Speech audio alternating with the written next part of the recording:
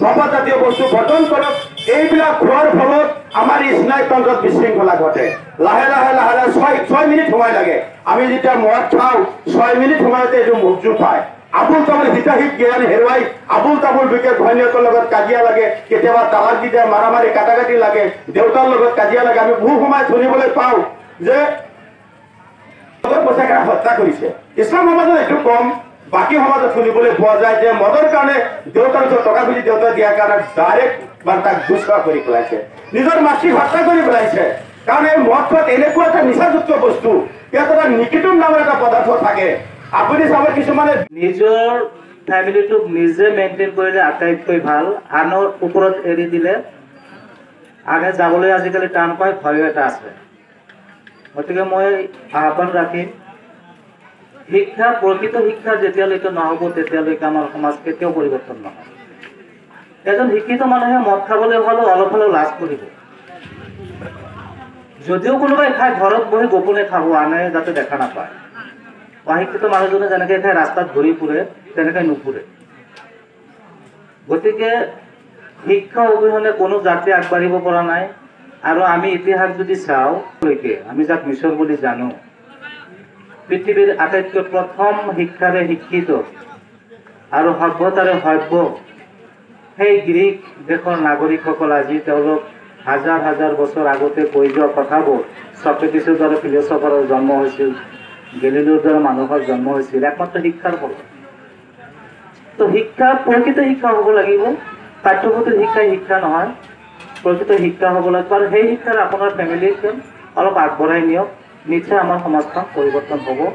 এটা সময়ত আমি পৰিত্ৰাণ পাম। সুশিক্ষাৰে শিক্ষিত হ'ব লাগিব, তাৰ পিছতহে আমি আমাৰ সমাজ পৰিৱৰ্তন হ'ব। আৰু আমি যিবিলাক বেয়া শব্দৰে আমি লাঞ্ছিত বঞ্চিত হৈ আছো, শব্দ আমাক কয় মানুহে, আমাৰ কাৰুকাৰ্যৰ ওপৰত কয়, যেতিয়ালৈকে আমি সুশিক্ষাৰে শিক্ষিত নহওঁ তেতিয়ালৈকে আমাৰ এই অপবাদখিনি আমাৰ ওপৰৰ পৰা নাযায়। মই সকলো অভিভাৱকক অনুৰোধ জনাম যাতে তেওঁলোকে নিজৰ পৰিয়ালটো নিজে ঠিক কৰক। কোনেও কৈ ঠিক কৰি দিব নোৱাৰে। দুটা পদ্ধতি ঠিক হ'ব, নিজে ঠিক কৰিব লাগিব আৰু যদি ভগৱানে নিজে তাক হেদায়ত কৰে। আমাৰ ইয়াত এনেকুৱা মিটিং কৰিলেও ঠিক কৰিব নোৱাৰে। ইয়াৰ পৰা যায় ক'ব কি, মোৰ কামাই কৰি মোৰ ল'ৰাক পঢ়াও, অমুকে কোৱাৰ কি? এই যে এটা বাক্য, এই বাক্যটো যেতিয়া আমাৰ অভিভাৱকবিলাকে শিকিছে তেতিয়াৰ পৰাই আমাৰ সমাজৰ ল'ৰা ছোৱালীবিলাক বেয়া হৈ আছে। যে মোৰ ল'ৰাক অমুকে গালি দিয়া বা ধমক দিয়াৰ শাসন কৰাৰ তেওঁ কি? এই যে এটা শব্দ, কিন্তু আমি কেতিয়াও নকওঁ যে বাবা তোৰ লগত অমুকৰ লগত যে কাজিয়া হ'ল, বেলেগৰ লগত নহ'ল, তোৰ লগত কিয় হ'ল? এই শব্দটো আমি ব্যৱহাৰ নকৰো। কিন্তু মই কি জাঙুৰ খাই উঠিম যে মোৰ ল'ৰাক অমুকে মাৰিব, অমুকে গালি মাৰিব, কিয় পাৰিব, বৰ থানাত যাওঁ। এই যে এটা শব্দ লাই দিয়া, আজি ইয়াতে অলপ লাই দিছে আৰু পিছত যাই চাব আপোনাকেই নামানিব। আমাৰ ধমতলি এলাকাধীন ২৭ নম্বৰ চমৰীয়া সমষ্টিৰ অন্তৰ্গত ৫২ নং কৃষ্ণপেটনীৰ নাওভাঙা আঞ্চলিক বজাৰ প্ৰাংগণত আমি এখন সজাগতা সভা অনুষ্ঠান কৰিছিলোঁ। আমাৰ সভাৰ উদ্দেশ্য আছিলে বাল্য বিবাহ, মদ, ভাং, ড্ৰাগছ, হত্যা, লুণ্ঠন, ধৰ্ষণ এইবিলাকৰ বিৰুদ্ধে আমি এটা সজাগতা সভা পাতিছিলোঁ। সেইখন সভাত আমাৰ মুখিয়াল ব্যক্তি আমাৰ মাজত উপস্থিত হৈছিলে। তেখেতসকলে আমাক বহুত ভাল ভাল কথা কৈ গ'ল। আমি এটা দৃঢ় সংকল্প লৈছোঁ যে যিবিলাকে মদ, ভাং, গাঁজা, আপোনাৰ এই ড্ৰাগছ এইবিলাক সেৱন কৰে, আমি তেখেতক আমাৰ এই অঞ্চলৰ যিবিলাক আমাৰ কবৰস্থান আছে, আমি তেখেতক কবৰস্থানত কবৰস্থ কৰিবলৈ নিদিওঁ। এইখিনি আমি গোটেই ৰাইজ মিলি আমি এটা সংকল্পবদ্ধ হৈছোঁ। আৰু এইখন নিৰ্মূল কৰিবৰ বাবে আমি সকলো ৰাইজে এক মিল হৈ আমি এটা কমিটি গঠন কৰিছোঁ। সেই কমিটি গঠনৰ ক্ষেত্ৰত আমাৰ গোটেই ৰাইজ আমি একগোট হৈছিলোঁ। আৰু সেই ক্ষেত্ৰত আমি ঘৰে ঘৰে গৈ এইবিলাক অভিযান চলাম, যাতে আমি আমাৰ যিখন চৰকাৰ আছে, আমি অসম চৰকাৰক আমি ধন্যবাদ দিব লাগিব। আমাৰ সন্মানীয় আমাৰ হিমন্ত বিশ্ব শৰ্মা ডাঙৰীয়াই যিটো পদক্ষেপ লৈছে, আমি নিশ্চয় আনন্দিত হৈছোঁ।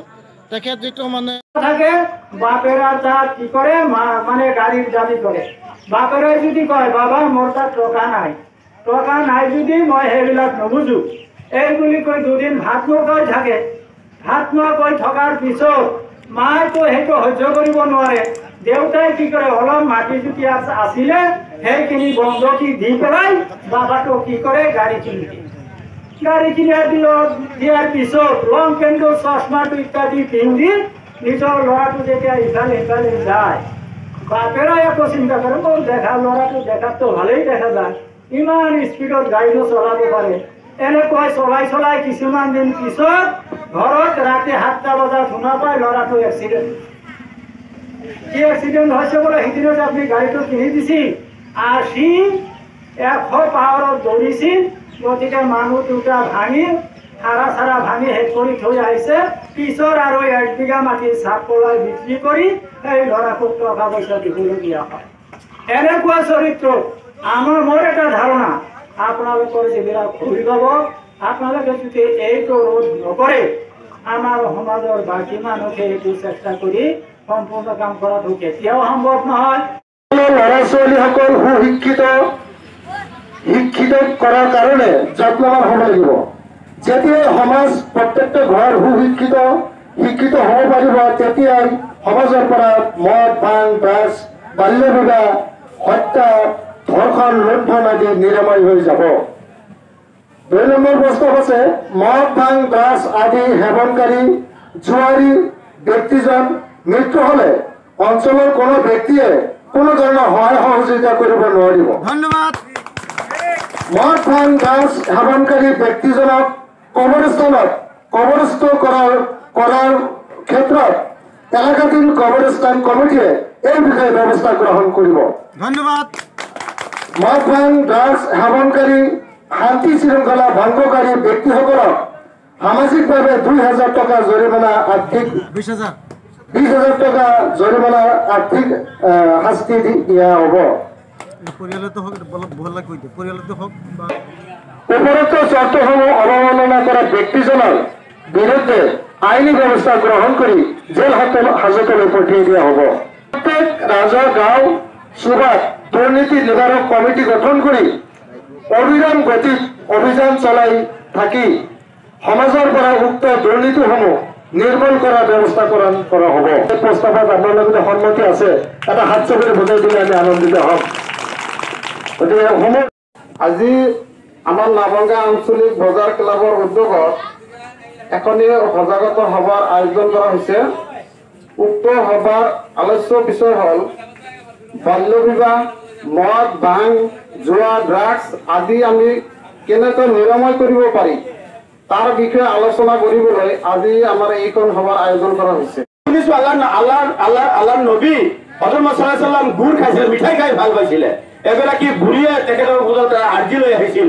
তেখেতৰ ল'ৰাটোৱে মিঠাই খাই ভাল পাইছিল টকা পইচা ইমান দিব নোৱাৰে সেইকাৰণে আল্লাহ নবী যিটো মিঠাই খাই ভাল পাইছিল কৈছে যে এসপ্তাহ পিছত আহিবলৈ দিছিল তাৰমানে নিজে প্ৰথমতে মিঠাই খোৱা বাদ দিছিল তাৰ পিছতে বুঢ়ী মাকজনীক পৰামৰ্শ দিছিল যে আপুনি ল'ৰা ছোৱালীক ধপাতৰ পৰা বিৰত থাকিবলৈ ক'ব আৰু নিজে চাদা মাৰি খাব শিক্ষকে ছাত্ৰক ধপাত জাতীয় আমি লিখো বিদ্যালয়ত ধপাত মুক্ত এলেকা অথচ শিক্ষকে অফিচত বহি বাৰান্দাত বহি চাদা মাৰি খাই আছে কিহৰ ধপাত মুক্ত এলেকা আপোনাৰ বহু বিভিন্ন জায়গাত টাউনত লিখা থাকে ইয়াত পেচাব কৰা নিষেধ এই সাইনবোৰ্ডৰ তলত বহি পেচাব কৰে ধপাত মুক্ত এলেকা সাইনবোৰ্ডৰ তলত বহি আপোনাৰ বহুতে ধপাত জাতীয় বস্তু সেৱন কৰা দেখা যায় প্ৰথমতে নিজে ত্যাগ কৰক নিজৰ পৰিয়ালটোক ইয়াৰ পৰা ৰক্ষা কৰক আপোনাৰ প্ৰত্যেকজনৰ পৰিয়াল ৰক্ষা কৰিলে সমাজখনো ইয়াৰ পৰা ৰক্ষা পৰিব এই ড্ৰাগ জাতীয় বস্তুবিলাক অৱশেষত আপোনালোকে প্ৰথম 52 নম্বৰ কিছু